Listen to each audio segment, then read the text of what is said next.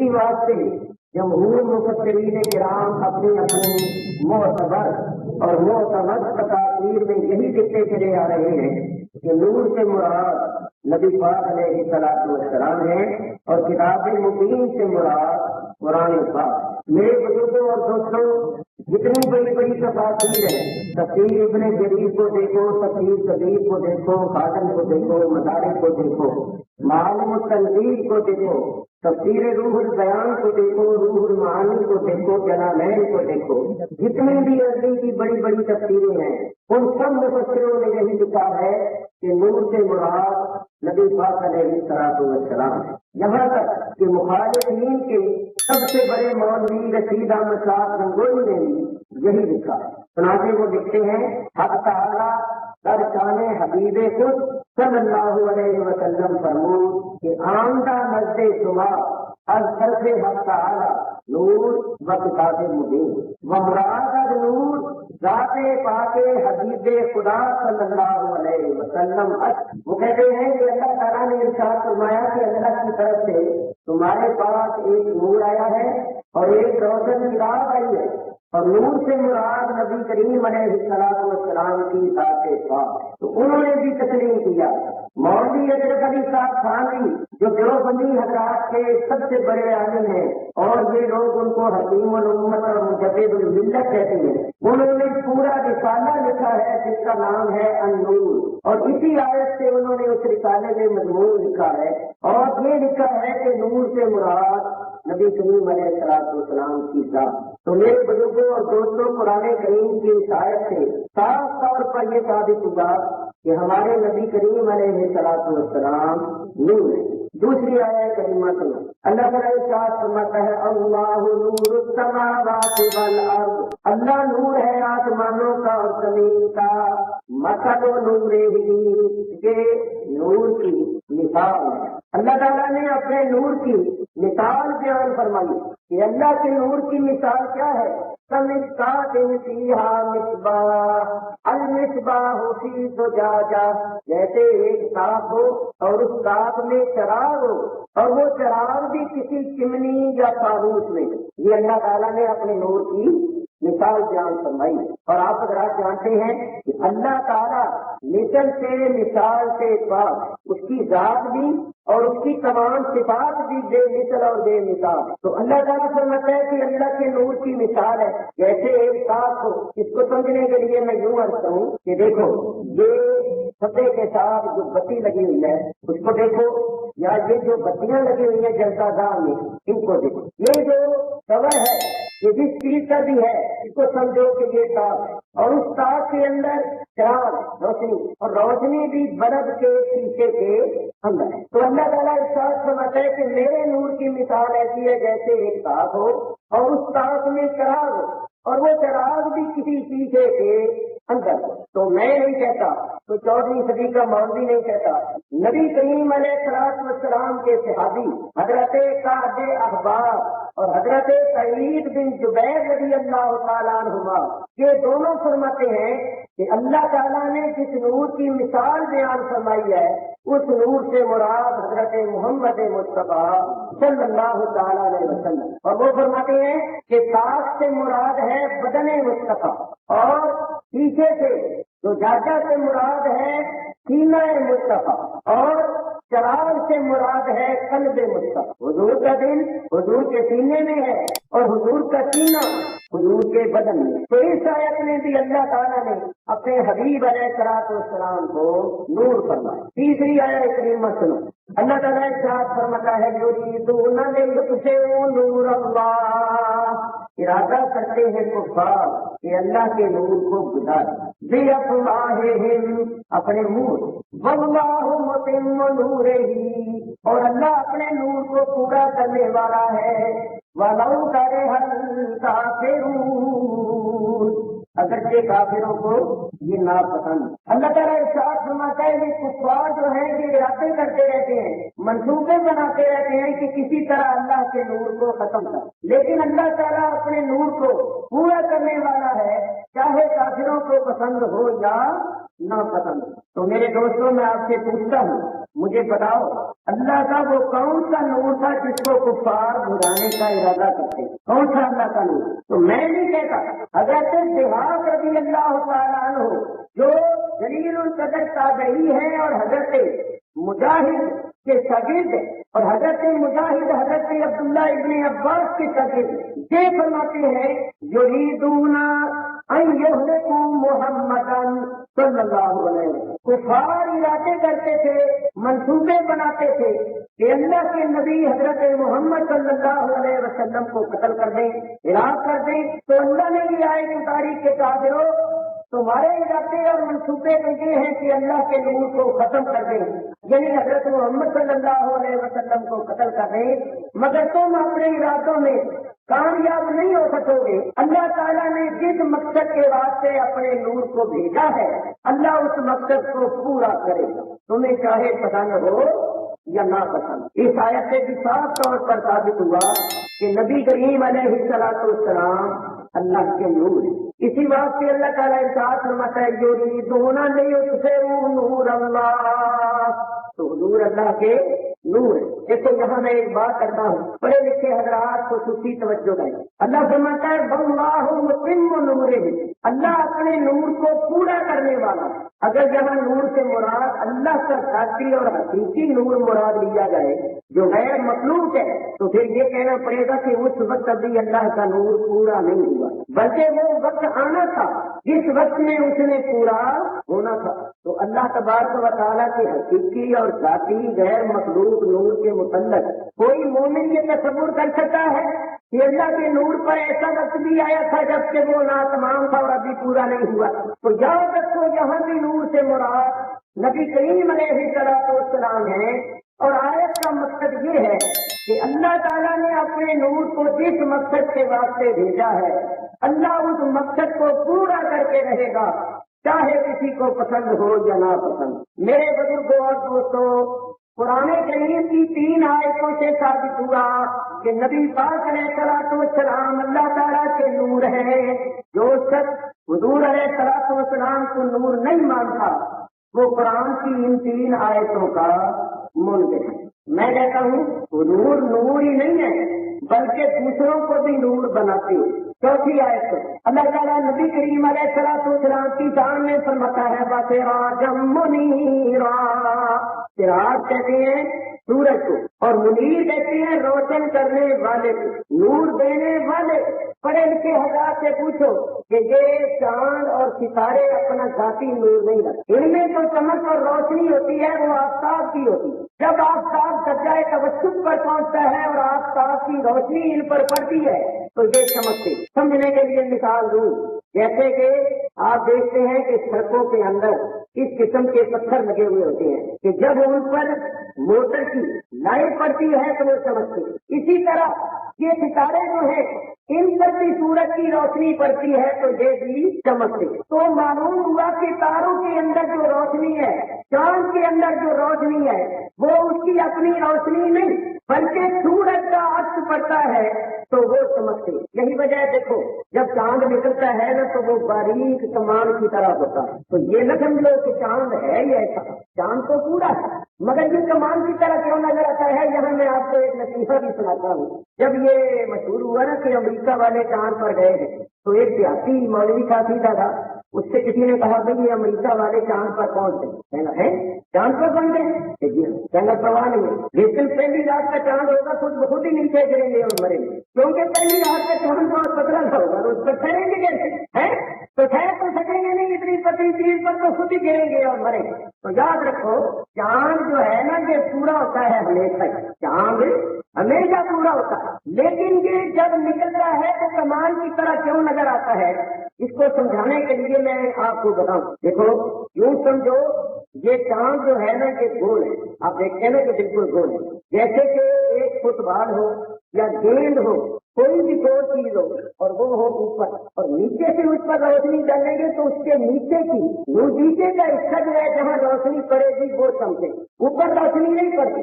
نیچے ہے نا سورج ہوتا ہے، نیچے سورج ڈوب جاتا ہے، وہ نیچے ہوتا ہے، چاند اوپر ہوتا ہے. تو جب سورج کی روشنی پڑتی ہے چاند پر تو چاند سے نیچے روشنی پڑتی ہے تو نیچے کا حصہ چمکتا ہے، اور ہم اس کو سائڈ سے دیکھتے ہیں نا تو وہ نیچے کا حصہ چمکتا ہوا ہمیں نظر آتا ہے، جیسے کہ تمام ویسے چاند پورا ہوتا ہے، چنانچہ آپ چاند کا ہلکا دیکھتے ہیں تو وہ پورا گول ہوتا ہے۔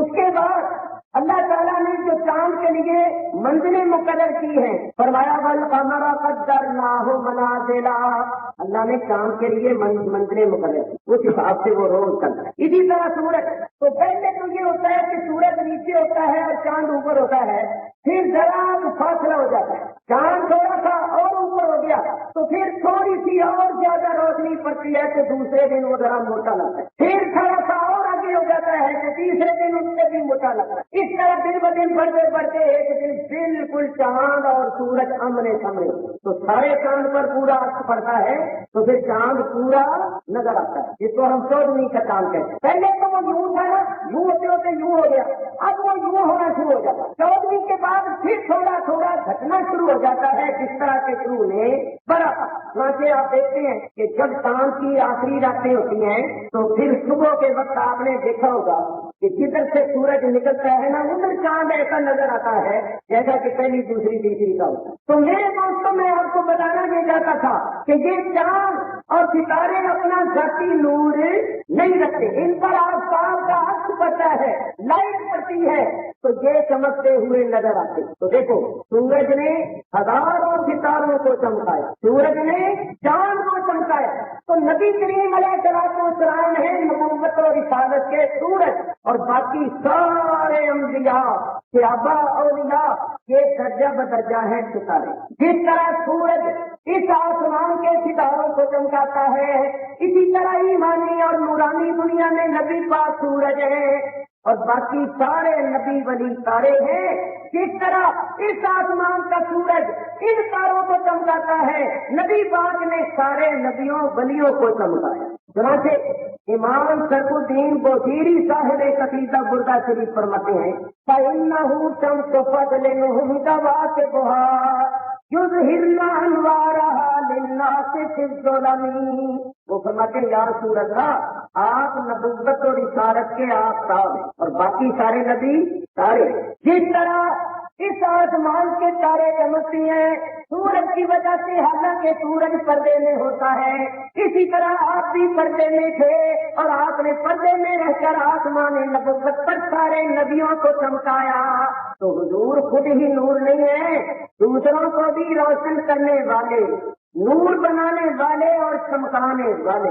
اسی واسطے اعلیٰ حضرت خواجہ بریلوی رحمت اللہ تعالیٰ علیہ فرماتے ہیں چمک تجھ سے پاتے ہیں سب پانے والے، چمک تجھ سے پاتے ہیں سب پانے والے، میرا دل بھی چمکا دے چمکانے والے، میرا دل بھی چمکا دے چمکانے والے۔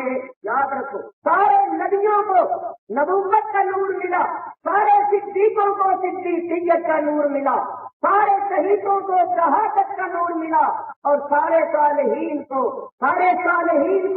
نیک اور نیک صالحیت اور ولایت کا نور ملا، مومنوں کو ایمان کا اور مسلمانوں کو اسلام کا، عمل کرنے والوں کو عمل کا نور ملا۔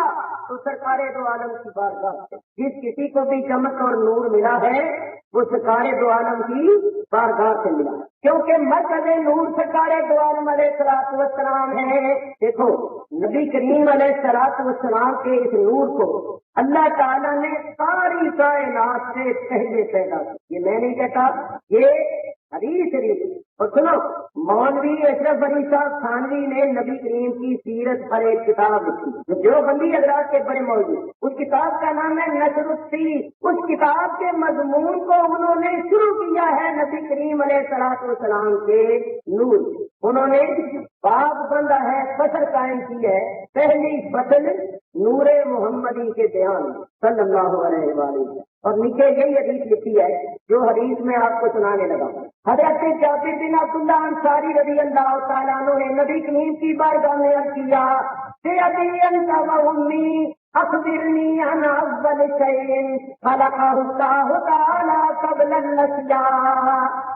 حضرت جابر نے کہا یا رسول اللہ میرے ماں باپ آپ پر قربان ہو گئے، مجھے بتائیے کہ اللہ تعالیٰ نے تمام چیزوں سے پہلے کس چیز کو پیدا کیا؟ حضور علیہ السلام نے فرمایا یا جابر ان اللہ تعالی خلق قبل الانبیاء نور نبیک من نورہ، اے جابر اللہ نے تمام چیزوں سے پہلے تیرے نبی کے نور کو اپنے نور سے پیدا کیا۔ یہاں یہ نہ سمجھنا کہ اللہ نے اپنے نور کا کوئی ٹکڑا الگ کر کے اس کا محمد بنا دیا صلی اللہ علیہ وسلم۔ اللہ کا نور ٹکڑے ہونے سے اور اللہ ہونے سے پاک، اللہ کا نور ٹکڑے نہیں ہو سکتا، تو پھر اللہ نے اپنے نور سے پیدا کیا۔ کیا مطلب کہ اللہ نے اپنے نور کے فیض سے نبی کریم علیہ السلام کا نور پیدا کیا۔ اللہ کا اپنا ذاتی اور حقیقی نور کسی کا پیدا کیا ہوا نہیں، وہ مخلوق نہیں، اور نبی کریم کا نور اللہ نے پیدا کیا ہے، اور جو چیز اللہ کی پیدا کی ہوئی ہے وہ مخلوق ہے۔ مخلوق اور غیر مخلوق کبھی برابر نہیں ہو سکتے، تو جہاں تک وہ نبی پاک نور ہے، مگر نبی پاک کا نور اللہ کا پیدا کیا ہوا ہے، اور اللہ کا اپنا ذاتی اور حقیقی نور کسی کا پیدا کیا ہوا نہیں ہے، وہ غیر مخلوق ہے۔ تو جو لوگ یہ کہتے ہیں نا آج کل بار اللہ پھرتے ہیں جن کو علم نہیں، اور سیدھے سادے بولے والے مسلمانوں کو گمراہ کرنے کے لیے وہ یہ کہتے ہیں کہ یہ جو ہے سنی بریلوی یہ نبی کریم کے نور کو اللہ کے نور کا جز مانتے، ٹکڑا مانتے، تو پھر وہ کیا کہتے ہیں عیسائی عیسیٰ علیہ السلام کو اللہ کا ٹکڑا مانتے ہیں، جز مانتے ہیں، کیونکہ بیٹا جو ہوتا ہے وہ باپ کا جز ہوتا ہے۔ تو عیسائی عیسیٰ علیہ السلام کو خدا کا بیٹا، خدا کا جز، خدا کا ٹکڑا مانتے ہیں۔ سنی بریلوی نبی کریم کو اللہ کے نور کا ٹکڑا اور جز مانتے ہیں۔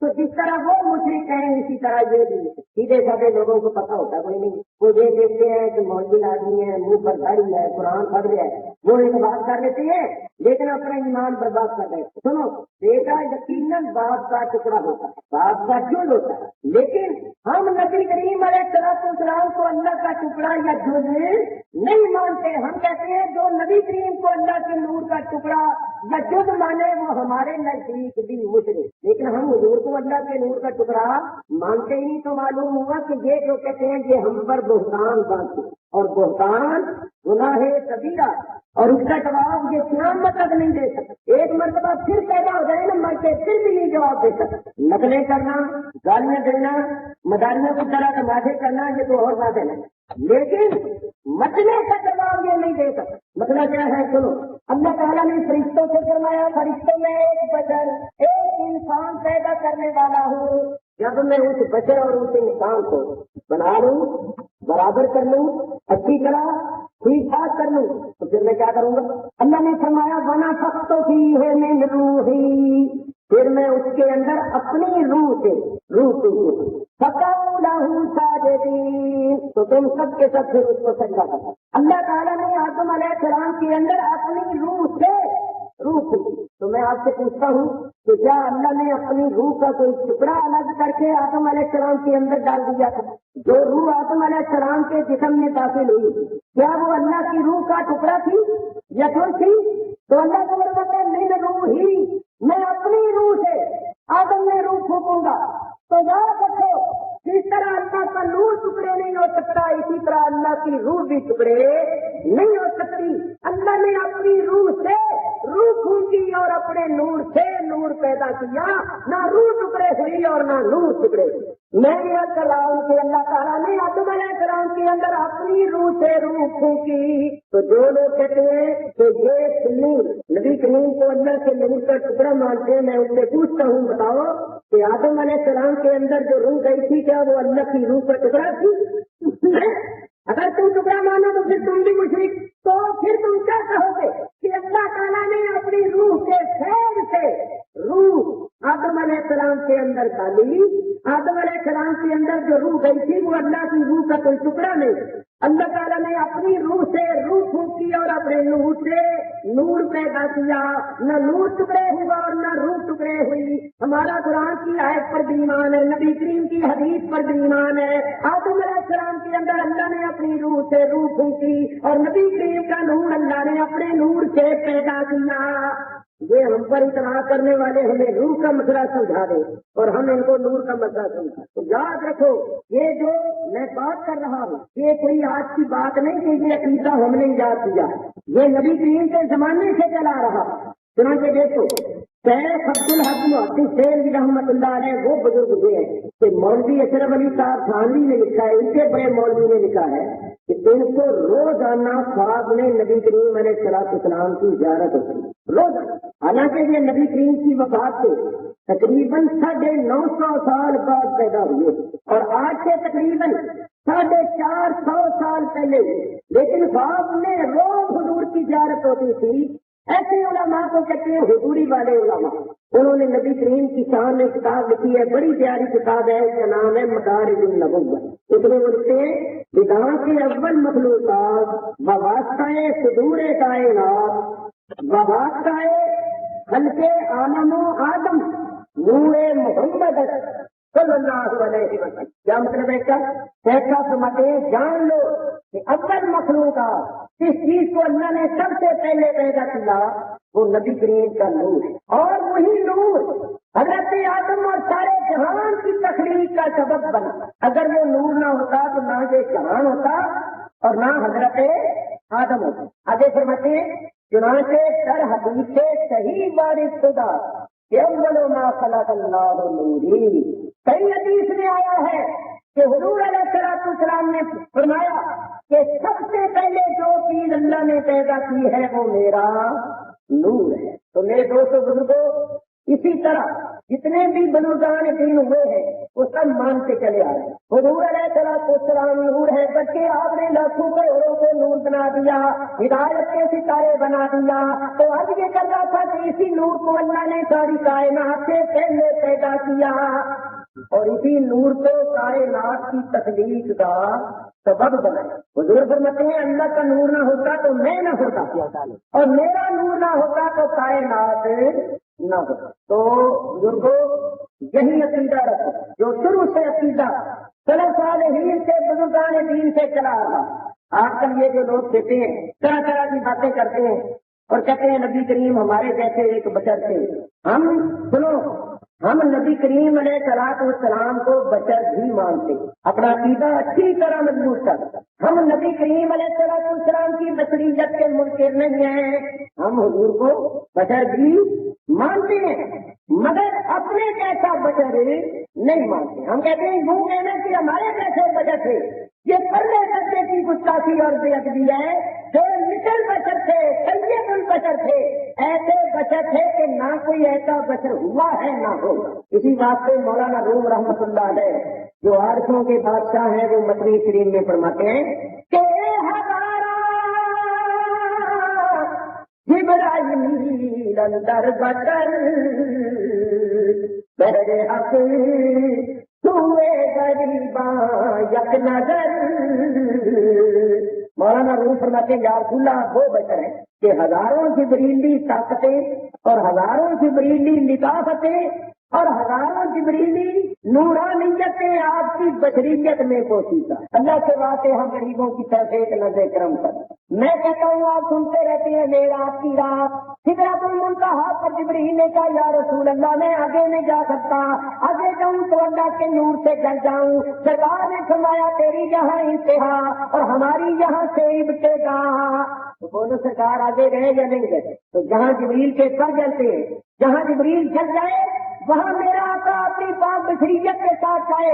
معلوم ہوا کہ جبریل کی نورانیت میں وہ قوت اور طاقت نہیں ہے جو سرکار کی پاک بشریت. انہوں نے ایک نسل بشر دیکھ لیا اور سارے بشروں کو ایک جیسا سمجھا. اگر لفظ سے سب کو ایک جیسا سمجھتے ہو تو میں کہتا ہوں کہ ہیرا جو ہوتا ہے، یاقوت جو ہوتا ہے وہ بھی ایک پتھر ہوتا ہے. اور یہ جو پتھر آپ لاتے ہیں ٹرکوں پر بھر بھر کے ٹرکوں پر جاتے ہیں یہ بھی پتھر، نام دونوں کا ہی پتھر ہے. مگر یہ 100 روپیہ دو تو پورا ٹرک بھر کے آ جائے اور وہ ہزاروں روپے دو تو انگوٹھی کا نگینہ ملے. تو تم نے لفظ پتھر دیکھ لیا مگر دیکھا نہیں کہ پتھروں کے اندر کتنا فرق ہے. اسی طرح لفظ بشر دیکھ لیا اور انہوں نے اپنے جیسا بشر کر لیا. چنانچہ مولانا روم فرماتے ہیں بڑی پیاری بات فرماتے ہیں اگر لفظ بشر کے آ جانے سے یا انسان کی صورت ہونے سے تم نبی کریم کو اپنے جیسے سمجھتے ہو تو مولانا ہمیں ایک بات سمجھتے در کا صورت آدمی انسان دے احمد جہل ہم یکساں دے سمجھتے ہیں. اور نبی کریم کو بشر کہنے والوں اگر ظاہر کے لحاظ سے تم دیکھو تو ابو جہل بھی ایک بشر ہے، ابو جہل بھی ایک انسان ہے، اور نبی کریم علیہ السلام بھی ظاہر کے لحاظ سے ایک انسان ہے، لیکن دونوں میں کتنا فرق ہے. مولانا روح فرماتے ہیں ابو جہل بت خانے میں جاتا تھا تو وہ بتوں سے آگے پجاری بن کے گر جاتا تھا، وہ بتوں کو سجدہ کرتا تھا، اور نبی کریم بت خانے میں تشریف لے گئے تو سارے بت آپ کے آگے گر گئے. ایک بشر وہ ہے جو بتوں کے آگے گر جاتا ہے سجدہ ریز ہو جاتا ہے، اور ایک وہ ہے جو بت خانے میں جاتا ہے تو بت اس کی ہے بچے گر جاتے ہیں. ایک بشر وہ ہے کہ ساری عمر انگلی نہیں پورا بازو کھا کے یوں کھڑا رہے گا اور دلب بھی نہیں پوچھتا، اور ایک بشر وہ ہے کہ جو زمین پر کھڑے کھڑے انگلی کا اشارہ کرے تو آسمان پر چاند کے دو ٹکڑے کا. تو مولانا فرماتے تم ظاہری شکل سے دیکھتے ہو میاں تمہاری نظر ظاہر پر ہے تو ظاہر کے لحاظ سے اگر دیکھو گے تو پھر تو معاذ اللہ ابو جہل بھی بشر ہے اور نبی پاک علیہ السلام بھی بشر ہے، مگر حقیقت کے اعتبار سے دونوں میں بے انتہا فرق. تو میں نے آپ کو کیا بتایا کہ ہمارے نبی پاک نور بھی ہے اور بشر بھی ہے، لیکن آپ کی تخلیق ہوئی ہے نور. اللہ تعالیٰ نے اسی نور کو بشریت کا لباس پہنا کے بھیجا، اور اگر کوئی نور بشری لباس میں آئے تو اس کے نور ہونے میں کوئی فرق نہیں آتا. چنانچہ آپ جانتے کہ جبریل امین نبی کریم علیہ السلام کی خدمت میں وہی لے کر آتے تھے تو بعض مرتبہ انسان کی بشر کی صورت بن کے آتے. حضور کے صحابی ہیں حضرت دہیا کلبی رضی اللہ تعالیٰ عنہ، حضرت ابو بکر صدیق، جبریل امین دہیا کلبی کی شکل میں حضرت ابو بکر صدیق کی شکل میں آتے تھے اور حضور کے پاس بیٹھ کر باتیں کرتے تھے. سارے صحابہ ان کو دیکھو، جب وہ چلے جاتے تھے تو نبی کریم فرماتے تھے تمہیں معلوم ہے کہ یہ جو شخص آیا تھا یہ کون تھا؟ تو صحابہ کہتے کہ اللہ اور اللہ کا رسول ہی زیادہ جانتا ہے. تو حضور فرماتے یہ جبریل ہے. تو جبریل امین بعض مرتبہ انسان کی اور بشر کی شکل میں آتے تھے.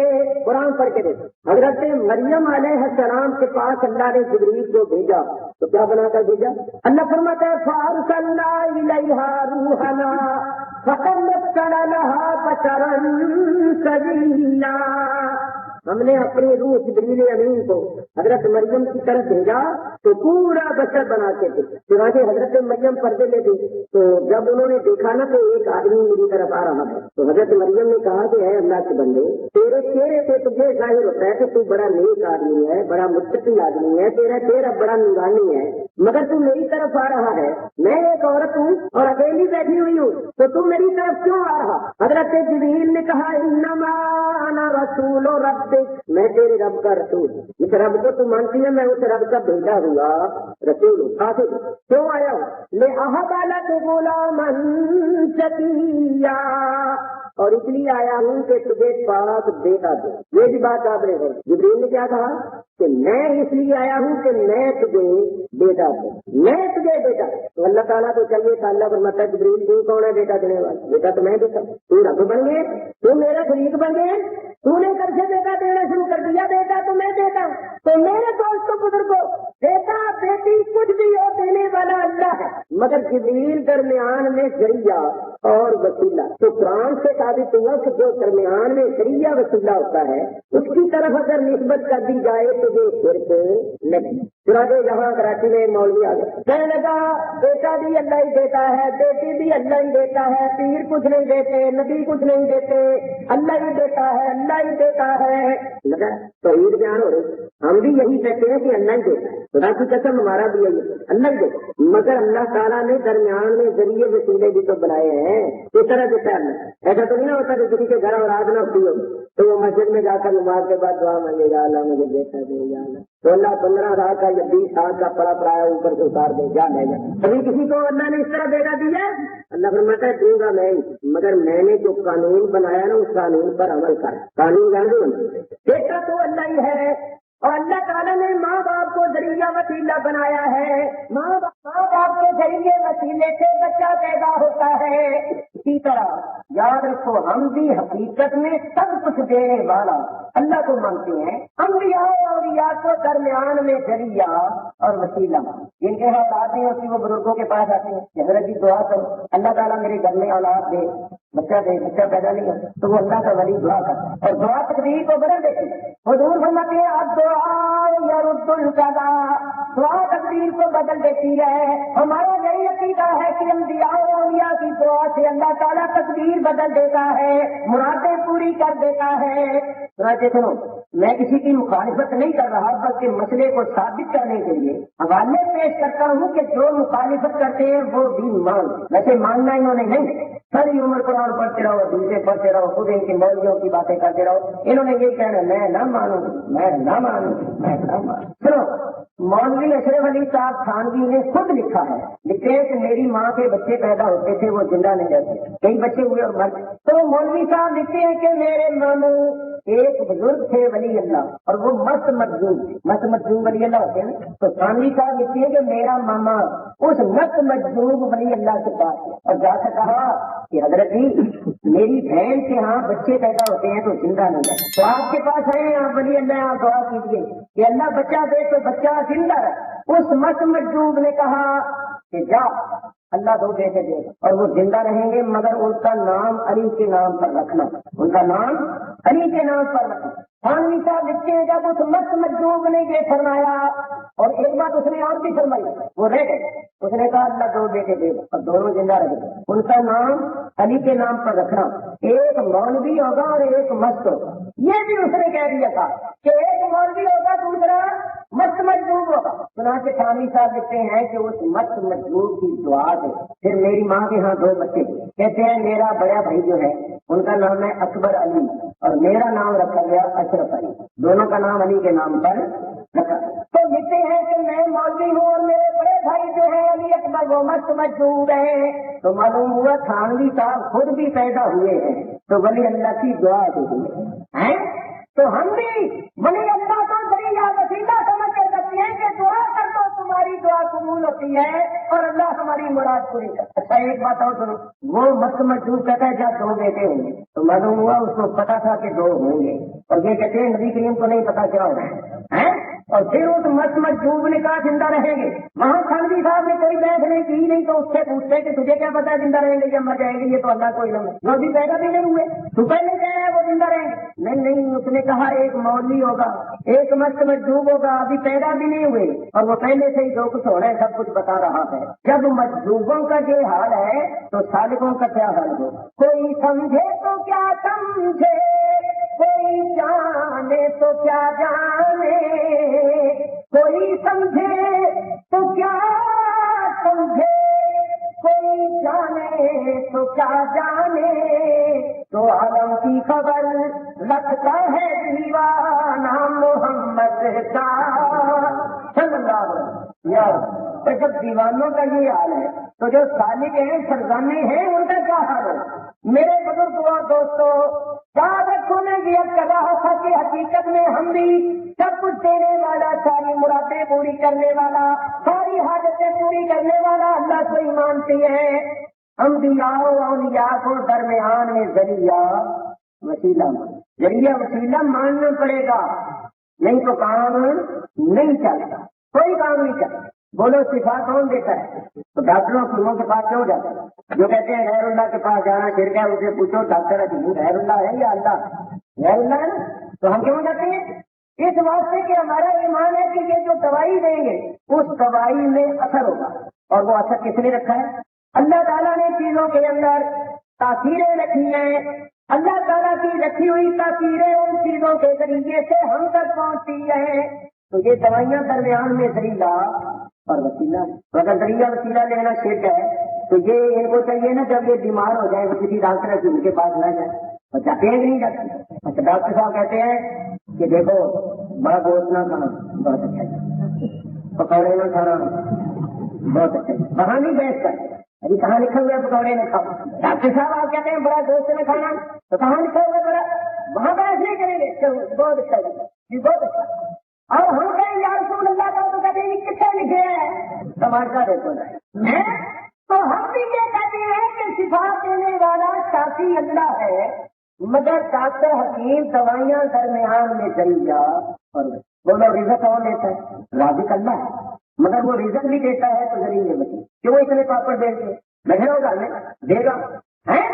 دکان والیاں کرتے ہو، کھیتی باڑیاں کرتے ہو، ملازمتیں کرتے ہو، سو ہیلے وسیلے طریقے اختیار کرتے ہو تو اللہ رزق دیتا ہے۔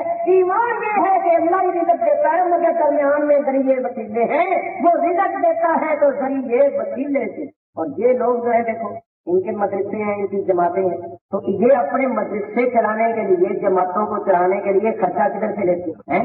چندے مانگتے ہیں یا نہیں؟ کھانے کٹھی کرتے ہیں یا نہیں؟ ساتھ لیتے ہیں یا نہیں؟ تو یہ کیا ہے؟ یہ ذریعہ وسیلہ ہی تو ہے، نہیں تو یہ اللہ کی یا اللہ دور ہے، تیرے سوا کسی سے نہیں مانگو گے۔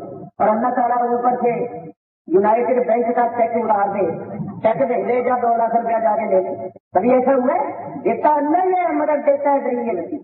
گلی گلی پھریں گے، گھر گھر پھر کے کھانے اکٹھی کریں گے، چندہ مانگیں گے، پیسے لیں گے ادھر سے ادھر سے، تب ان کا کام چلتا ہے۔ معلوم ہوا ان کے سارے کام بھی ذریعے وسیلے سے چلتی ہیں۔ جب ان پر کوئی مقدمہ بن جاتا ہے تو وکیل کرتے ہیں یا نہیں؟ تو قرآن میں اللہ فرماتا ہے حسبنا اللہ ونعم الوکیل، کافی ہے ہمیں اللہ تعالیٰ، وہ بہت اچھا وکیل ہے۔ اس بہت اچھے وکیل کے ہوتے ہوئے یہ دوسرے وکیلوں کو کیوں کرتے؟ وکیل صاحب گئے تھے، جس طرح میں کہتا ہوں اسی طرح عدالت میں کہنا ہے، نہیں تو باقی ہو جائے 14 سال قید ہو جائے، 6 سال قید ہو جائے۔ اچھا جی دنیا کے وکیل کرتے ہیں اور ان کے کہنے سے جھوٹ بھی بولتے ہیں اور پھر دعوے کرتے ہیں جی ہم بڑے توحید والے ہیں، ہم اللہ کے سوا کے کوئی ابھی جان لیا تو سارے ہیں۔ ہاں جس وقت مصیبت پڑتی ہے نا اس وقت دیکھا کرو کہ ان کا کتنا اللہ پر بھروسہ اور کتنا یہ سب باتیں ہیں توحید جس کو بولتے ہو، یہ بڑی بات ہے۔ دیکھو میں تمہیں بتاؤں، ہم لوگ تو گناہگار سے آثار ہیں۔ میں آپ کو بتاؤں ایک بزرگ غالباً ان کا نام حضرت جنید بغدادی یا حضرت باعزید بستانی، ان دونوں بزرگوں میں سے بہت بڑے بزرگ ہیں۔ ایک بزرگ کیا کہتا ہے، یہ دونوں ہی بڑے کامل اکمل بزرگ ہیں۔ وہ فرماتے ہیں میں نے خواب دیکھا کہ حشر کا میدان قائم ہے اور ہمارا حساب کتاب ہو رہا ہے۔ تو وہ بزرگ فرماتے ہیں جب ہم اللہ کی بارگاہ میں حاضر ہوئے، حساب کتاب شروع ہوا تو اللہ نے فرمایا تیرے پاس کیا نیکی؟ تو وہ بزرگ کہنے لگے یا اللہ اور جو نیکیاں ہیں وہ تو ہیں، بس ایک بات ہے کہ میں نے کبھی شرک نہیں کی، میں نے کبھی شرک نہیں کی۔ اللہ نے فرمایا سن، ایک مرتبہ تیرے پیٹ میں درد ہو گیا تو تو نے یہ کہا تھا کہ یہ درد اس لیے ہوا ہے کہ میں نے سیب کھا لیا ہے، تو سیب کھانے کی وجہ سے میرے پیٹ میں درد ہو گیا، یہ بھی شرک ہے کیونکہ تو نے درد کا باعث ہے سیب کو قرار دیا کہ سیب کی وجہ سے درد ہوا ہے، اور ہوتا تو سب کچھ میری طرف سے ہے۔ تو کیسے دعویٰ کرتا ہے کہ میں توحید والا ہوں اور میں نے شرک کبھی نہیں کی؟ اب اس بات کو سامنے رکھ کر سوچو ان کی توحید اور ان کے شرک ہے میاں یہ دعوے کرنا بڑے آسان ہے، لیکن ان دعووں کو نبھانا اور ان پر قائم رہنا یہ بڑا مشکل۔ تو اپنے عملوں پر ناز نہیں کرتے، ہم تو کہتے ہیں یا اللہ جیسے ہمارے اعمال ہیں فضل و کرم تیرا ہوگا تو بخشش ہو۔ ہمیں تو اپنے عملوں پر ناز نہیں، اللہ کے فضل و کرم پر ناز ہے، نبی کریم کی شفاعت پر ناز ہے، اولیاء اللہ کی نظر رحمت پر ناز ہے، اور انہوں اپنے عملہ دیکھو جو بد سیدھا ہونا تو بزرگان دین کی شان میں بے ادبی کرے، تعظیم کا منکر ہو، چاہے کتنی عبادت کرے سب برباد۔ بولو شیطان نے کتنے سال عبادت کی؟ بولو 6 لاکھ برس، یہ یاد رکھو شیطان نے کتنا عرصہ عبادت کی تھی؟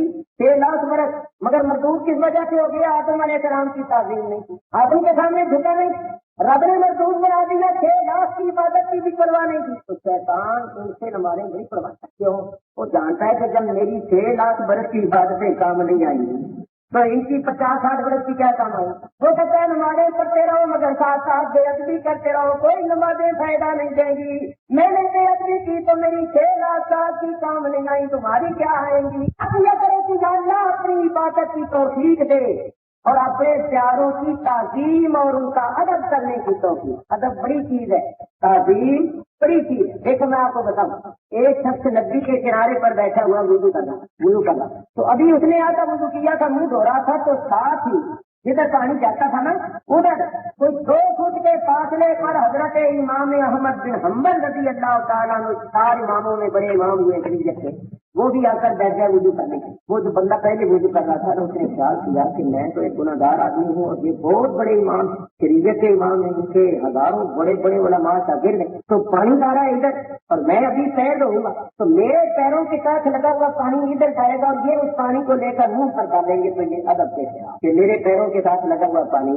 ادھر جائے اور یہ اس کو منہ پر ڈالے. حالانکہ جاری پانی جو ہوتا ہے وہ پاک ہوتا ہے، مگر اس کے دل میں یہ خیال ہے. اس نے کیا کیا، وہ ادھر سے اٹھا اور ادھر آ گیا، جدھر پانی جاتا تھا نا ادھر آ بیٹھا اور یہ خیال کیا کہ یہ بڑے بزرگ ہیں، یہ وضو کریں گے تو ان کے اعضاء کے ساتھ ان کے ہاتھ اور ان کے منہ اور ان کے چہرے اور ان کے پیروں کے ساتھ لگ کر جو پانی آئے گا وہ میں اپنے منہ پر اپنے جسم پر ڈالوں گا تو میرے لیے برکت ہو، کیونکہ یہ بڑے بزرگ ہیں. تو وہ ادھر آ بیٹھا تاکہ امام صاحب کے جسم کے ساتھ لگنے والا پانی آئے، میں اس کو اپنے جسم پر ڈالوں تو میرے لیے برکت ہے. جب اس نے امام احمد بن حنبل کا یہ عادت کیا، تعظیم کی، رات کو وہ سویا تو ایک بزرگ صاحب نے ملے، فرمایا اللہ تعالیٰ فرماتا ہے تو نے جو میرے بندے احمد بن حنبل کی تعظیم کی، عادت کیا، کیا ہم نے تجھے اس واسطے بخش دیا؟ اللہ میرے بزرگوں، ادب اور تعظیم بڑی چیز ہے، بے ادبی تباہ کر دیتی ہے. شیطان نے حضرت آدم علیہ السلام کی بے ادبی کی، ان کے سامنے نہیں جھکا. اللہ بھی اللہ کی توحید کا قائل تھا، اللہ کو ایک مانتا تھا، ایک جانتا تھا، اس نے کسی کو اللہ کا شریک نہیں ٹھہرایا تھا. مگر آدم علیہ السلام کے سامنے نہیں جھکا، اللہ نے مردود بنا دیا. معلوم ہوا چاہے کوئی کتنی عبادت کرے، اگر بزرگان دین کا بے ادب ہے تو کبھی اس کی بخشش نہیں ہو سکتی، وہ کبھی مقبولوں میں نہیں ہو. تو اصل چیز ہے ادب. جنہوں نے ادب کیا ان کا بیڑا پار. اللہ اکبر. اگر میں اس طرح کی آپ کو باتیں سناؤں نا ادب کی کہ کس طرح اللہ نے کرم کیا ادب کرنے والوں پر، تو بہت زیادہ وقت چاہیے. اور ہمیں موضوع دیا گیا ہے کہ میں حضور کا نور بیان کروں، نور برباد کروں، حضور کی نورانیت بیان کروں. اس واسطے میں نے یہاں نور کا موضوع شروع کیا. یہ ساتھ کہاں سے چلی؟ میں بیان کر رہا تھا کہ اللہ تعالیٰ نے نبی کریم علیہ السلام کے نور کو ساری کائنات سے پہلے پیدا کیا اور اسی نور کو ساری مخلوقات کی تخلیق کا سبب بنایا. اور اللہ کا نور نہ ہوتا، حضور نہ ہوتے، حضور کا نور نہ ہوتا تو یہ کائنات نہ ہوتی. سب کچھ حضور کا سبب، حضور کی بدولت ہے. یاد رکھ میرے بزرگوں اور دوستوں، دیکھو اللہ تعالیٰ نے حضرت جبریل کو حضرت مریم کے پاس کیا بنا کے بھیجا؟ بشر. تو اگر جبریل بشر بن کے آئے تو کیا ان کے نور ہونے میں کوئی فرق آیا؟ اسی طرح ہمارے نبی پاک بھی نور ہیں. اگر آپ اس دنیا میں بشر بن کے تشریف لائے تو آپ کے نور ہونے میں کوئی فرق نہیں ہے. دیکھو میں ایک بات کروں، حضرت جبریل حضرت مریم کے پاس بشر بن کے کیوں آئے تھے؟ اس لیے کہ حضرت جبریل نے حضرت مریم کو فیض دینا. فیض دینا، فیض دینے والا ہے نور اور فیض لینے والا ہے بشر. کیونکہ حضرت مریم بشریت کی جنس میں تھے نا، انسانوں کی جنس میں تھے. تو نور نے انسان کو بشر کو فیض پہنچانا تھا تو نور بشر بن کے آیا. کیونکہ لینے اور دینے والے میں جب تک مناسبت نہ ہو، لینے والا لے نہیں سکتا، دینے والا دے نہیں سکتا. تو حضرت مریم چونکہ جن سے بشر میں سے تھی اور جبریل جن سے نور میں، تو وہ بشر کو فیض پہنچانے آئے تو بشر بن گیا. اسی طرح دیکھو نبی کریم نے بھی دنیا انسانیت کو فیض پہنچانا، نبی کریم نے دنیا بشریت کو فیض پہنچانا تھا. اس واسطے اللہ نے آپ کو بشر بنا کے بھیجا. اگر حضور بشر بن کے تشریف نہ لاتے تو دنیا بشریت آپ سے فیض نہ حاصل کر سکتی. حضور نے ہمیں کھانے پینے کے آداب بھی سکھانے، بیوی بچوں کے ساتھ کس طرح زندگی گزارنی ہے یہ بھی سکھانا، کاروبار کس طرح کرنا، کھیتی باڑی کس طرح کرنی، بہن بھائیوں کے ساتھ، رشتے داروں کے ساتھ، علماء کے ساتھ، دینداروں کے ساتھ، دنیا داروں کے ساتھ کس طرح سلوک کرنا ہے، یہ سب کچھ نبی پاک سکھانے آئے تھے. اگر آپ شکل بشری میں نہ آتے تو ہم آپ کی ذات سے فیض حاصل نہیں کرتے. تو میرے بزرگوں اور دوستوں، نبی کریم کی دو شانیں ہیں. توجہ ادھر، نبی کریم کی دو شانیں ہیں، ایک شان ہے نوری اور ایک شان ہے بشری. سرکار کی دو شانیں، ایک شان نوری اور ایک شان بشری. نوری شان کے لحاظ سے آپ سب سے اول ہیں اور بشری شان کے لحاظ سے سارے نبیوں کے آپ ہیں. آپ کا نور پیدا ہوا ساری کائنات سے پہلے، مگر آپ تشریف لائے سارے نبیوں کے بعد. دیکھو جب آپ کا نور پیدا ہوا اس وقت آدم علیہ السلام بھی نہیں، آدم علیہ السلام بھی نہیں، اور جب آپ اس دنیا میں تشریف لائے حضرت آمنہ کی گود میں آئے اس وقت حضرت آدم اور 1,24,000 پیغمبر پہلے ہو چکے تھے یا جتنے بھی۔ معلوم ہوا کہ نوری شان سے آپ آدم علیہ السلام کے بھی بات ہے، کیونکہ آدم نہیں تھے اور نور تھے۔ نوری شان کے لحاظ سے آپ آدم علیہ السلام کی اصل، اور بشری شان کے لحاظ سے آپ آدم علیہ السلام کی نسل، اصل بھی ہے اور نسل بھی۔ اصل ہے نوری شان کے لحاظ سے اور نسل ہے بشری شان کے لحاظ سے۔ اس کو اور بھی میں ایک دلیل سے پیش کرتا ہوں۔ حضور بشری شان کے لحاظ سے کسی مرد کے باپ، اللہ خود قرآن میں فرماتا ما کان محمد ابا احد من رجالکم، محمد صلی اللہ علیہ وسلم تم مردوں میں سے کسی کے باپ نہیں۔ بشری لحاظ سے، جسمانی لحاظ سے حضور کسی مرد کے باپ، اور نورانی اور روحانی لحاظ سے آپ ساری امت کے باپ، ساری امت کے بعد ہے، تو ماننا پڑے گا کہ سرکار کی دو شان، ایک شان ہے نوری، ایک شان ہے بشری۔ نوری شان سے آپ سب سے پہلے ہوئے، بشری لحاظ سے سارے نبیوں کے بعد آئے، نوری شان سے آپ ساری امت کے باپ ہیں، اور بشری شان سے آپ کسی مرد کے باپ نہیں۔ تو دو شانیں آپ نے جب سمجھ گئے تو ایک مسئلہ اور بھی ساتھ ساتھ سمجھ، بشری شان سے حضور مدینے میں روزے میں، لیکن نورانی اور روحانی شان سے حضور ہر مومن کے سینے میں۔ بشری اور جسمانی شان سے تو مدینے میں ہے، نورانی اور روحانی شان سے ہر مومن کے سینے میں ہے۔ کیسے؟ دیکھو میں جہاں کراچی میں رہتا ہوں 26 سال پورے ہو گئے، اور آئندہ بھی انشاءاللہ جب تک زندگی ہے یہیں رہ رہے تو کتابیں اٹھا کر دیتا ہوں۔ میں جو لوگ نہیں نہ مانتے ان کے بزرگوں کے حوالے دیتا ہوں تاکہ وہ مان ہمارے کو مانتے۔ مولوی شبیر احمد صاحب عثمانی جو دیوبندیوں کے بہت بڑے مولوی ہیں، انہوں نے قرآن شریف کی تفسیر لکھی ہے، مختصر تفسیر، شاید کمپنی نے اس کو چھاپا ہے، ترجمہ اور آتی ہے پر تفسیر۔ انہوں نے اپنی تفسیر میں لکھا ہے، مولوی محمد قاسم صاحب نانوتوی بانی مدرسہ دیوبند نے اس مسئلے کو اپنی کتاب آب حیات میں لکھا۔ مولوی حسین احمد صاحب کانڈوی دادا ایک جگہ انڈیا میں، وہاں کے رہنے والے، پھر وہ مدینے سے چلے گئے تھے تو ان کو مدنی کہتے۔ انہوں نے اپنے مکتوبات کے اندر لکھا ہے، کتاب کا نام ہے مکتوبات شیخ الہند، 3 کتابوں کے حوالے دیں، سب ان کے بڑے بڑے مولوی۔ انہوں نے کیا لکھا ہے؟ انہوں نے لکھا ہے کہ مومن کے اندر جو ایمان ہے یہ کیا ہے، یہ بات بڑی توجہ سے سنتے۔ تو ان تینوں ان کے بڑے بڑے مولویوں نے لکھا ہے کہ مومنوں کے دلوں کے اندر جو ایمان کا نور ہے وہ نور ہے حضرت محمد الرسول اللہ صلی اللہ علیہ وسلم۔ وہ کہتے ہیں نبی کریم کو سمجھو کہ نبی کریم دنیا ایمان کے آفتاب، اس طرح اس آفتاب کی شعاعیں ہر جگہ پہنچتی ہیں، ساری دنیا میں روشنی ہوتی ہے جس کو ہم دھوپ کہتے ہیں۔ ایمانی اور روحانی دنیا میں ایمان کے آفتاب نبی کریم ہے، اور اس آفتاب کی روشنی جس کے سینے میں پہنچی ہوئی ہے وہ مومن ہے، اور جس کے سینے میں نہیں پہنچی ہوئی وہ مومن نہیں۔ تو ان تینوں بزرگوں نے کیا لکھا ہے کہ مومن کے دل کے اندر جو ایمان کی روشنی ہے اس روشنی کا مرکز پاور ہاؤس نبی کریم کی ذات۔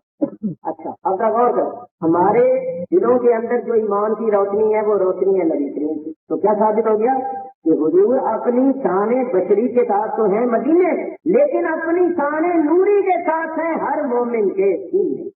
ڈاکٹر اقبال نے بہت اچھا پیش کہا۔ ڈاکٹر اقبال سمجھتے ہیں کہ مومن مقام مصطفیٰ، کیا کہتے ہیں؟ حضور کا مقام کہاں ہے؟ ہر مومن کے دل، حضور ہر مومن کے دل میں جلوہ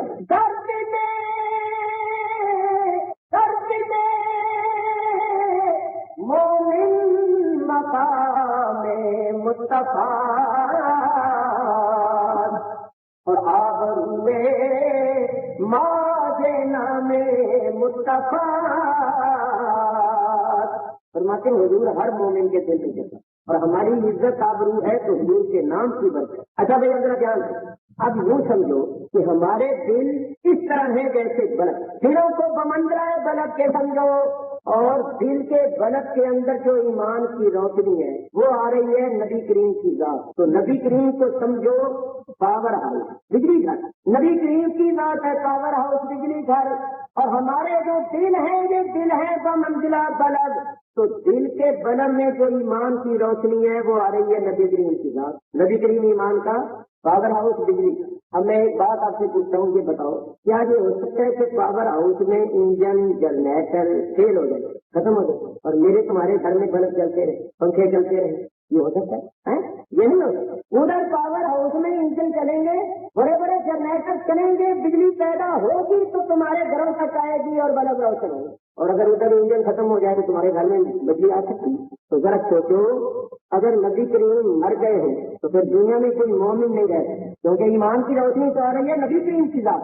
اور نبی کریم اگر مر گئے ہو تو پھر آپ کی بات سے ایمان کی روشنی کیسے آ سکتی ہے؟ اور دنیا میں کروڑوں مومن کیسے ہو سکتی ہیں؟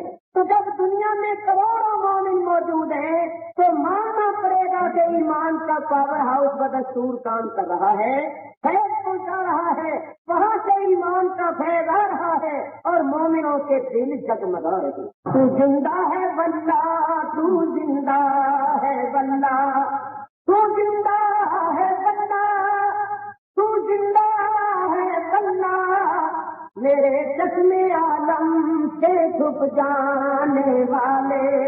حضور ہماری نگاہوں سے پردے میں ہے، حقیقت میں حضور زندہ ہے، خدا کی قسم زندہ. دیکھو میں ایک بات بتاؤں، یہ تو نہیں ہو سکتا کہ پاور ہاؤس میں انجن فیل ہو جائے اور میرے تمہارے گھروں میں بلب چلتے رہے. ہاں یہ ہو سکتا ہے کہ پاور ہاؤس میں انجن بدستور چل رہا ہو اور کسی کے گھر میں اندھیرا ہو، یہ ہو سکتا ہے بلب فیول ہو جائے یا کوئی تار کاٹ دے، میٹر ہی کام کرنا چھوڑ دے.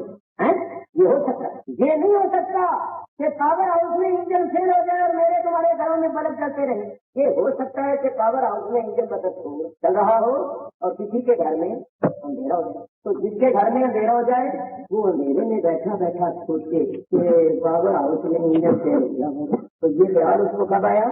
جب کہ وہ روشنی سے محروم ہو گیا اور تاریخی کا شکار ہو، اس کے گھر سے روشنی چلی گئی، اندھیرا آ گیا. تب اس کو یہ خیال پیدا. بولو جس کے گھر میں روشنی ہوگی اس کو یہ کبھی خیال آ سکتا ہے؟ تو یاد رکھو، جو نبی کریم کو حیات النبی نہیں مانتے، ان کے غلط بھی ہو چکی ہے، ان کا تعلق سرکار سے کر چکا ہے، ان کے اندر اندھیرا ہو گیا ہے. انہوں نے سمجھ لیا پاور ہاؤس میں انجن فیل ہو گیا ہے، یہ نہیں سمجھتے کہ ہمارے بلب کا بیڑا گرک ہو گیا ہے. اگر پاور ہاؤس میں انجن فیل ہو گیا ہوتا تو پھر کسی کے گھر میں بھی بجلی نہ ہوتی، کسی کے گھر میں بھی روشنی نہ ہوتی. تو جب دوسروں کے گھروں میں روشنی ہے تو پھر اس کو سمجھنا چاہیے نا کہ میرے ہی گھر میں جو بجلی نہیں آ رہی تو تار کٹ گئی ہے، یہ بلب فیوز ہو گیا ہے. تو میرے دوستوں، ایمان کا مرکز تو نبی کریم کی ذات. اگر نبی کریم نہ ہو جہان میں کوئی مومن نہیں رہ سکتا. تو جب دنیا میں کروڑوں مومن ہے تو ماننا پڑے گا کہ نبی کریم زندہ ہے اور آپ کی ذات سے ایمان کا فیض آ رہا ہے اور مومنوں کے سینوں کو چمکا. تو میرے دوستوں، نبی کریم علیہ السلام حیات النبی ہے. یہ ہمارا اہل سنت و جماعت کا عقیدہ ہے. حضور علیہ السلام نور بھی ہے، حضور علیہ السلام حیات النبی بھی ہے. اب یہ لوگ جو ہے نا کیا کریں گے؟ پھر لوگوں کو چکر دے رہے ہیں، کہتے ہیں اگر حضور نور تھے تو کھاتے پیتے کیوں؟ نور تو نہیں کھاتا تھا. اگر حضور نور ہے تو سوتے کیوں تھے؟ نور تو نہیں سوتا. اگر حضور نور ہے تو حضور کے بیوی بچے تھے، ماں باپ تھے، تو نور کا تو کوئی ماں باپ بیوی بچے نہیں ہے. اگر حضور نور ہے اور پھر ہر جگہ موجود بھی ہے تو جن جگہوں پر اندھیرا ہوتا ہے وہاں اندھیرا کیوں ہوتا ہے؟ تو پھر یہ کہتے ہیں کہ یا تو کہو کہ نور نہیں، اور اگر کہتے ہو نور ہے تو یا پھر یہ کہو کہ موجود نہیں. کیونکہ نور بھی ہو اور موجود بھی ہو تو پھر اندھیرا نہیں رہتا. بولو جہاں نور موجود ہوتا ہے وہاں اندھیرا رہتا ہے. یہ اس قسم کی باتیں کر کے سیدھے سادے لوگوں کو کہتے ہیں حضور جہاں تشریف لاتے تھے وہاں تو خوشبو آتی تھی. اگر حضور موجود ہے تو خوشبو کیوں نہیں آتی؟ حضور موجود ہو تو پھر تم ایمان کیوں بنتے ہو؟ تمہیں شرم نہیں آتی کہ حضور کی موجودگی میں مسلے پر کھڑے ہو جاتے؟ تو اگر حضور موجود ہے تو حضور کو مسلے پر کھڑے کرو، اور اگر مسلے پر کھڑے نہیں کرتے تو پھر سیدھا چھوڑو کہ حضور موجود. حضور کی موجودگی میں تم ایمان بن جاتے. اس قسم کی باتیں کر کے یہ سیدھے سادے لوگوں کو چکر میں لا.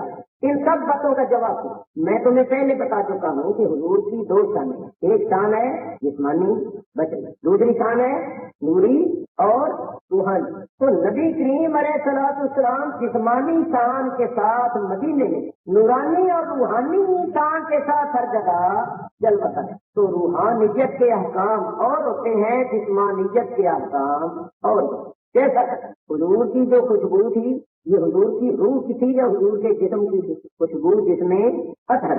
اور ہم جسمانی طور پر تو ہر جگہ موجود مانتے ہی نہیں. ہم کہتے ہیں جسمانی شان سے تو حضور مدینے میں. ہم تو حاضر ناظر مانتے ہیں روحانی اور نورانی طور پر. اور روح جو ہوتا ہے اس کی خوشبو نہیں ہوتی. لہذا یہ کہنا کہ اگر حضور موجود ہے تو خوشبو کیوں نہیں ہے؟ دنیا کی خوشبو تو حضور کے جسم انور کی. ہاں حضور اپنے جسم کے ساتھ بھی کسی جگہ تشریف لانا چاہیں تو لا سکتے ہیں. اور جب حضور تشریف لاتے ہیں تو کئی لوگوں نے دیکھا کہ انہوں نے حضور کو اگرچہ نہیں دیکھا مگر انہوں نے دیکھا کہ روشنی ہوئی ہے، خوشبو بھی پھیلی. خوشبو بھی پھیلی.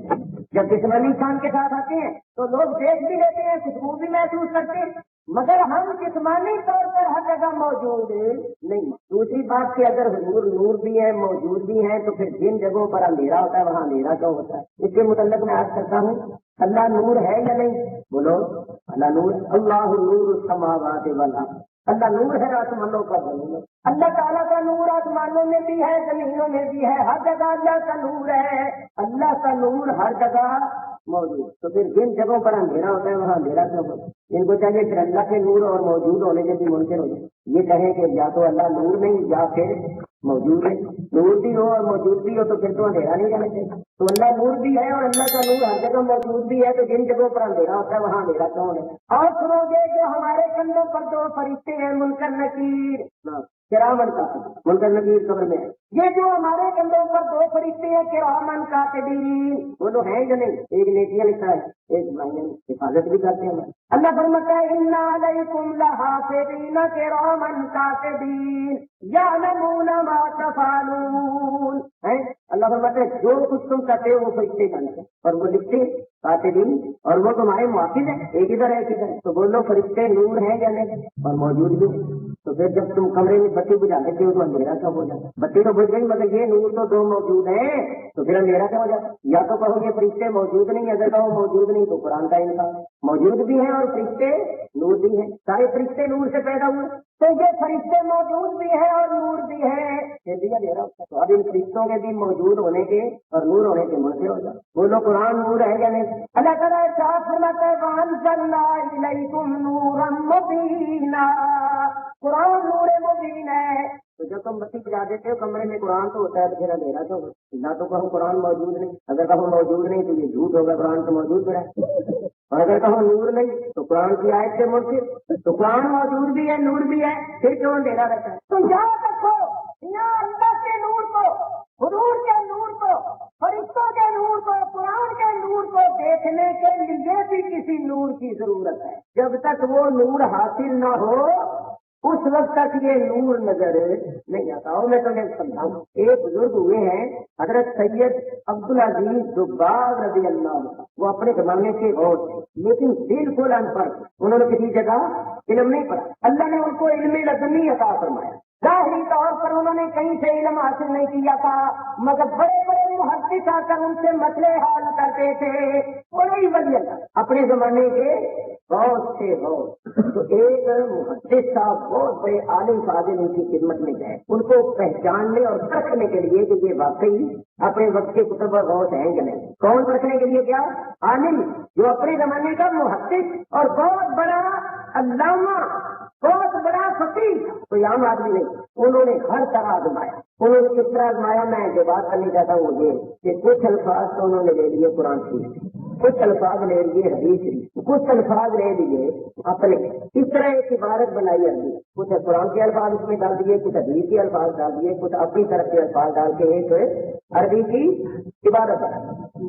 اس عربی کی عبارت کو پڑھا اور پڑھ کر پوچھا کہ حضرت میں نے کیا پڑھا ہے؟ تو انہوں نے فرمایا تم نے جو کلام پڑھا ہے نا اس کلام میں کچھ کلمات تو قرآن شریف کے، کچھ کلمات حدیث کی، کچھ کلمات تمہارے اپنے. یہ نہ سمجھنا کہ وہ عربی جانتے یا انہوں نے علم پڑھا تھا؟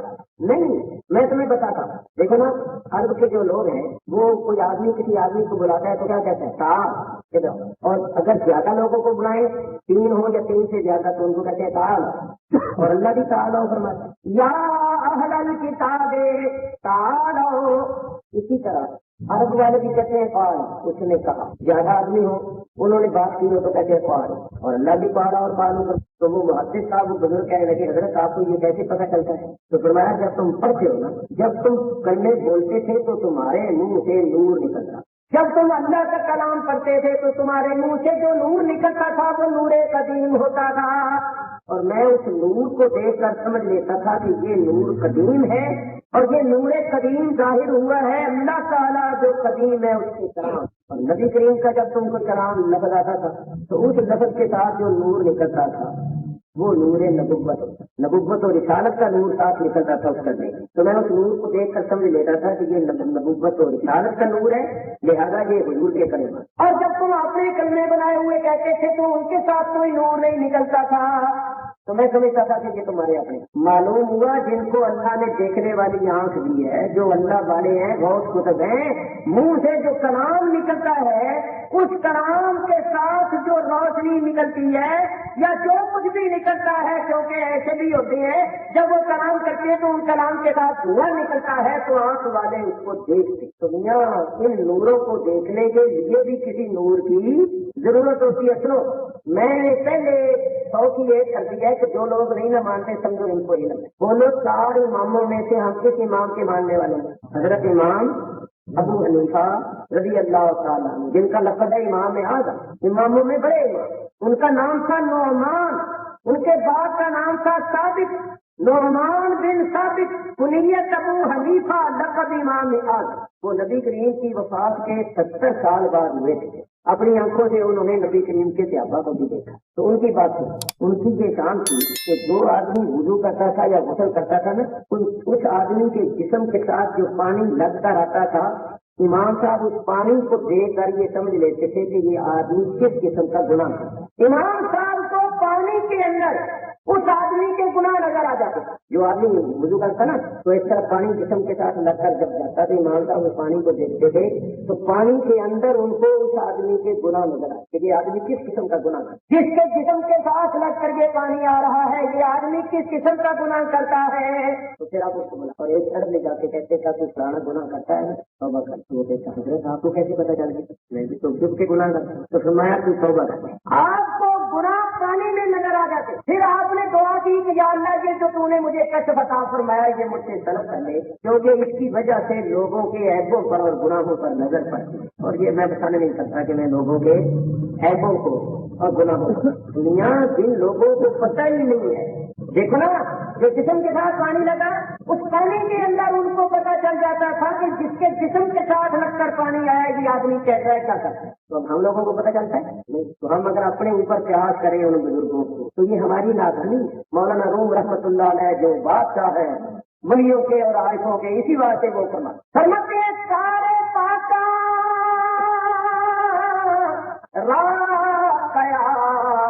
خود مدیر کرتے باشد کر نوشتن شیرو شیر. فرماتے پاک لوگوں کے حالات اور معاملات کو اپنے جیسا نہ میاں خدا ہم خدا ہو ان کے معاملات کو اپنے معاملات جیسا نہ. چنانچہ مولانا آگے فرماتے دیکھو لکھنے میں شیر اور شیر برابر لکھا ہوا ہو نا، شیر شیر. تو بچہ ہو کوئی اس کو کہیں گے کیا لکھا ہے تو کہے گا شیر، تو ہم کہیں گے نہیں بیٹا یہ شیر لکھا. جب وہ کہے گا شیر تو ہم کہیں گے نہیں شیر لکھا. اور وہ کہے شیر تو ہم کہیں گے نہیں شیر لکھا. کیونکہ شیر کے بھی 3 حرف، 3 گیر ہے اور شیر کے تو لکھا ہوا دیکھو گے شیر لکھا ہو یا شیر لکھا ہو، لکھا ہوا دیکھو گے تو تمہیں تینوں ہی حرف نظر آئیں گے ایک ہی جیسے، مگر دونوں میں کتنا فرق. مولانا فرماتے ہیں باشد کے مردم خورد اور شیر باشد کے مردم رات رد. فرماتے شیر یعنی دودھ وہ ہے جس کو آدمی کھاتی ہے اور شیر وہ ہے جو آدمیوں کو ہی کھاتی ہے. لکھنے میں دونوں برابر ہے. दुनिया इस तरह देखने में बात चीजें बराबर नजर आती हैं, लेकिन हकीकत में बड़ा फर्क होता है। देखो बाद मरतबा झूठी चीज जो होती है वो ज्यादा चमकती नजर आती है। झूठे हीरे चले हुए बाजार में चले जाओ तो ये औरतों के पहनने की, मर्दों के पहनने की ऐसी ऐसी अंगूठियां मिलती हैं, रुपए की, 1.5 रुपए की, 2-4 रुपए की। उसके अंदर सफेद नगीना लगा होता है, इतना चमकता है जिसकी आगे देखने वाला हैरान होता वो झूठा है। और सच्चा हीरा उसकी इतनी चमक नहीं होती जितनी झूठे हीरे की चमक होती है। और ये झूठा जो है ये 2-2.5 रुपए का मिल जाए और वो 4-5 लाख का न मिले, तो बाद मतलब ये झूठे जो होते हैं ना इनकी जाहिरी चांद होकर चमक ज्यादा लगती है, लेकिन होते झूठे बनावट। तो याद रखो इसी वास्ते अल्लाह ताला इरशाद फरमाता है, अल्लाह ने जहाँ मुनाफिकों के हालात बयान किए हैं, अल्लाह वहाँ फरमाता है कि फलात और जेबों का सामूम इनके जिस्म, इनकी दाढ़ियां, इनके माथे के मेहराब देखकर तुम ताज्जुब न करो और इससे कहीं भूल न जाना, जाहिरी शान शौकत को देखकर कहीं धोखे में ना। असल होती है बनावट, बनावटी। मेरे बुजुर्ग और दोस्तों बात दूर चली जा रही है।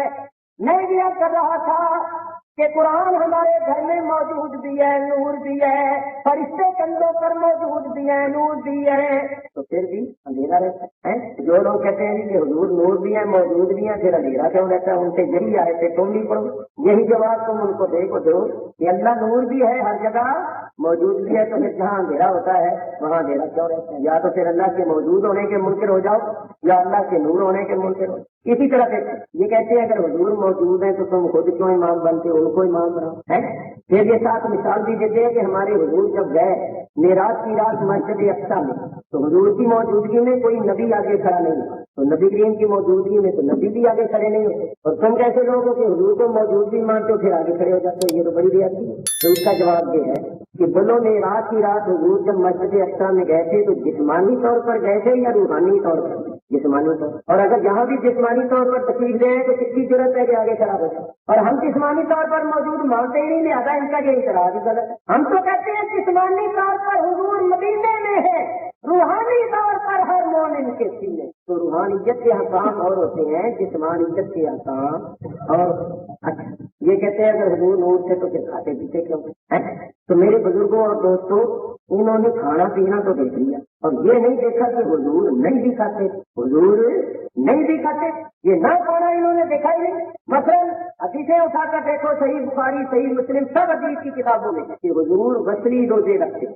वसली रोजा किसको कहते हैं? एक है फर्जी रोजा जो रमजान में रखा जाए, एक है नकली रोजा जो कभी के बाद आप अशूरे के दिन रख लेंगे, या हर चांद की 13, 14, 15 का रोजा रख लेंगे, या पीर के दिन का, या जुमेरात के दिन का, या शबे बरात का रोजा रख लेंगे। नकली रोजा कभी के बाद।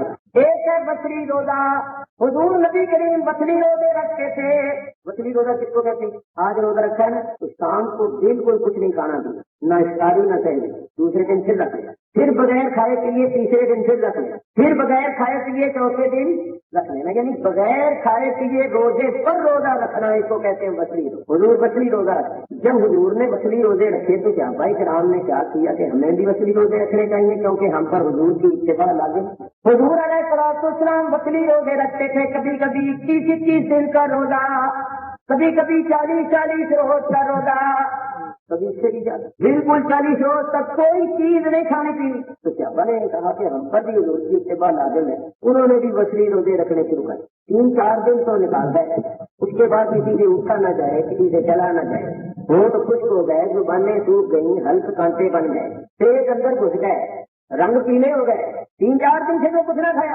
तो हुजूर ने देख कर फरमाया तुम्हें क्या हो गया, पीले क्यों हो रहे, और तुम्हारे खुश्क हो गए, रंग पीले हो गए। अर्ज़ किया या रसूलल्लाह आप वसली रोजे रखते हैं तो आपकी इत्तिबा हम पर लाजिम है, तो हमने भी वसली रोजे रखने शुरू किए। हुजूर अलैहिस्सलाम ने फरमाया कि तुम वसली रोजे न ला तो वासिलू, तुम वसली रोजे न रखो, कभी कभी रखो। तो बात से अबर का या रसूलल्लाह आप खुद रखते हैं और हमें मना फरमाते हैं। हुजूर अलैहिस्सलाम ने फरमाया सही बुखारी की हदीस है, लग तो मिसलकुम, फरमाया मैं तुम्हारी मिसल नहीं, मुझे तुम अपने जैसा मत। बल्कि नबी करीम ने फरमाया अय्युकुम मिसली, और मेरी बराबरी और रीस करने वालों कौन है तुम में मेरी मिसली। کون ہے تم میں میل؟ یہ حضور جن کو فرما رہے ہیں صحابہ کرام. تو چلیے تھا ابو بکر صدیق کھڑے ہو جاتے, عمر فاروق کھڑے ہو جاتے, عثمان غنی, علی شیر خدا, کوئی صحابی کھڑا ہو جاتا. حضور میں آپ کی مثل. صحابی تو کھڑے نہیں ہوئے, وحابی کھڑے ہو گئے.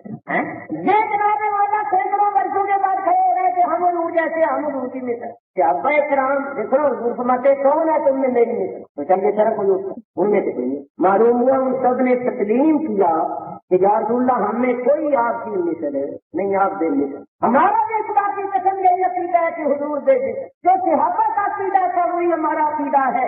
اب سنو, حضور فرماتے ہیں لگ تو مثل لکم, میں تمہاری مثل نہیں. اور اگر ہم کہیں کہ حضور ہماری مثل تھے تو پھر ہم نے حضور کی بات کو غلط کہا اور اپنی بات کو درست کہا. حضور کیا فرماتے میں تمہاری مثل نہیں, اور اگر ہم کہیں کہ حضور ہماری مثل تھے تو دونوں میں سے ایک کی بات اٹھی ہوگی. اگر ہماری سچی کہ حضور ہماری مثل تھے تو پھر حضور نے جو کہا کہ میں تمہاری مثل نہیں, یہ غلط بات ہوگی, یہ جھوٹ ہوگا. اور حضور کا کلام کبھی جھوٹا ہو نہیں سکتا.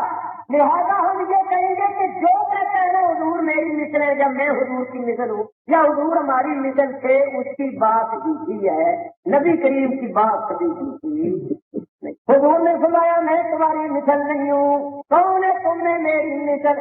ابھی تو اندر ہوتی ہوگا جو کوئی منی و یقینی. سرکار نے فرمایا میں تو رات اپنے رب کے پاس رہتا, میرا رب مجھے کھلاتا اور کھلاتا. تو تم تو رب کے پاس نہیں رہتے, رب تمہیں نہیں کھلاتا پلاتا ہے, تو تم میری ربی کیسے کر سکتے؟ اب بتاؤ. نبی کریم فرماتے ہیں میں رب کے پاس رہتا ہوں, رات رب کے پاس گزارتا ہوں, تو یہ مسئلہ کیسے حل ہوگا؟ مدینے والے کہتے ہیں حضور مدینے میں رات گزارتی ہیں. حضور کی پاس بیویاں فرماتی ہیں حضور ہمارے پاس رات گزارتی ہیں, اور حضور فرماتے ہیں میں رب کے پاس رات گزار. تو یہ مسئلے مولوی نہیں سمجھ سکتے, یہ مسئلے اولیاء اللہ نے سمجھے, عارفوں نے سمجھے. مولانا روم رحمۃ اللہ علیہ نے ایک ہی مصرے میں یہ مسئلہ حل فرماتے ہیں کہ سورت پر کھا تو جان کرنا مکان. وہی بات کہ حضور جسمانی طور پر مدینے میں ہوتے تھے اور نورانی اور روحانی طور پر اللہ کے پاس. دو شانیں سرکار, جسمانی طور پر یہاں ہے, روحانی اور نورانی طور پر وہاں ہے. حضور فرماتے ہیں میرا رب مجھے کھلاتا تھا, تو رب کیا کھلاتا؟ بریانی کھلاتا, روٹی اور بوٹی کھلاتا. بولو تو مرغی بھون کے رکھ لیتا تھا, کیا کھلاتا تھا؟ کوئی رب نے وہاں کوئی ہے کیا کھلاتا تھا؟ یاد رکھو حضور کے ارشاد کا مطلب یہ ہے کہ میں حقیقت میں ہوں, تو میری غذا بھی نورانیت اور روحانی. تو رب تعالیٰ مجھے نورانی اور روحانی غذا کھلاتا پلاتا ہے. میرا ظاہر طور ہے, میرا باطن اور ہے, میں باطنی طور پر نور ہوں. مجھے نورانی لحاظ سے کھانے پینے کی حاجت ہے نہیں. تم تو کھانے پینے کے محتاج ہو, تم بغیر کھائے پیے نہیں رہ سکتے, میں رہ سکتا ہوں. تو نبی پاک کی دو شانی ہے, کھاتے پیتے پیچھے نہیں دکھاتے تھے.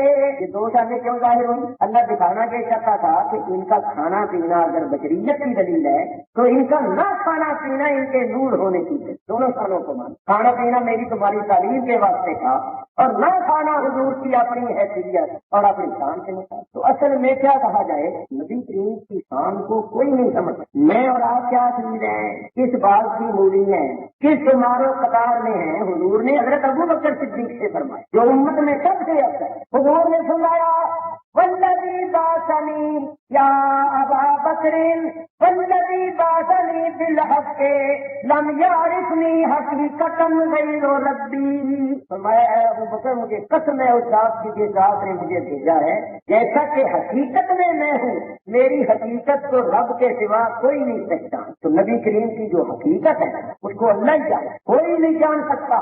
جب حضرت ابو بکر صدیق سے نبی کریم یہ فرما رہے ہیں تو میں اور آپ کیا چیز ہے جو حضور کی شان کو سمجھ. اسی بات سے سلطان العارفین حضرت باز گستاخی بڑے ہی ولی اللہ ہوئے, وہ فرماتے ہیں میری روح نے عالم ارواح 70,000 سال تک پرواز کی تو مجھے 3 چیزوں کی حد معلوم نہیں. ایک تو اللہ کی معرفت کی حد کہاں ہے, اللہ کی معرفت کی حد جو ہے وہ ہے بے حدی, بے حد کا بات, بے حد بات, بے حدی بات, یعنی جس کی کوئی حد نہیں. بے حد و بے حساب معاملہ ہے کہ اللہ کی معرفت جہاں ختم ہو جاتی ہے اس کے آگے نہیں. تو کہتے ہیں اللہ کی معرفت کی حد, کہتے مجھے اللہ کی معرفت کی حد معلوم. دوسرا نبی کریم کی شان کی حد معلوم نہیں ہوئی کہ نبی کریم کا مقام کتنا اونچا ہے, نبی کریم کی شان کی حد کیا ہے. اور تیسرا شیطان کے مکر و فریب کتنے ہیں, کس طرح بندے کو دھوکہ دے पहचाता है ये नहीं पता पूरा पूरा। देखो ना, कोई डॉक्टर इलाज करता रहे ना